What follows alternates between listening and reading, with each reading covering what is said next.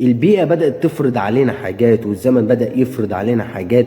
يعني حاجات بقينا احنا بنعملها غصب عننا. يعني دلوقتي تلاقي مثلا شاب ما بيكلمش بنت، تبدأ انت تقول عليه ان الشاب ده شاب خام، شاب طيب، وتبدأ تقول عليه كلام كتير جدا، مع ان الشاب ده احسن منك.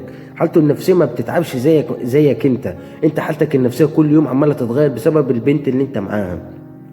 تلاقيه عم بيوفر فلوس اكتر منك، تلاقيه في الدين ملتزم اكتر منك، ومن رغم ده كله انت بدأت ترمي عيوب وتخلق اخطاء للانسان الكويس، وانت اصلا الانسان الغلط. مش قصدي ان انا اغلط فيك، بس انا عايز افهمك على حاجة. شخصية الراجل بمعنى صح شخصية قد المسؤولية بجميع أنواعها المختلفة. يعني راجل لما يجي نفسه تروح لحاجة بيبقى هو اللي بيجيبها على حساب نفسه، بيبقى شايل هم وهم نفسه، ما بيتكلش على حد وما بيسندش على حد غير ربنا سبحانه وتعالى. دي أول حاجة.